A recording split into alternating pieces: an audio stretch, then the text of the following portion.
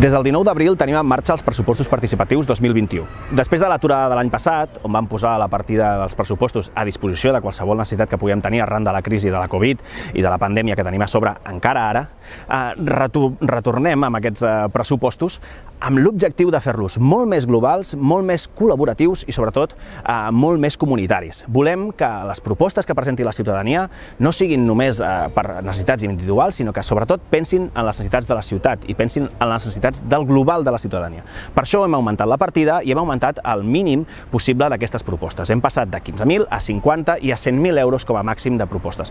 Quin és l'objectiu d'això? L'objectiu és, sobretot, que les entitats, que les persones a nivell individual col·laborin entre elles, parlin, s'assessorin, evidentment també a dintre de l'Ajuntament podeu trobar tot l'assessorament necessari per construir projectes comunitaris conjunts. Aquesta és una mica la idea, a banda, òbviament, de poder presentar qualsevol tipus de proposta que qualsevol entitat o qualsevol persona individual tingui a bé de voler presentar, òbviament seguint aquest mínim, aquests 50.000 o 100.000 euros. Tenim un màxim de 100.000 i hem dividit els pressupostos participatius en projectes diferents. Tenim la ciutat verda, la ciutat viva i la ciutat inclusiva. La ciutat verda és per projectes relacionats amb el medi ambient, la ciutat viva són projectes relacionats amb cultura, amb esports, amb qüestions socials, i la ciutat inclusiva, doncs mobilitat, també poder fer una ciutat molt més accessible, projectes d'aquest estil. Aquests són els tres grans grups en els quals nosaltres hem volgut separar aquests 300.000 euros i cada grup tindrà 100.000 euros.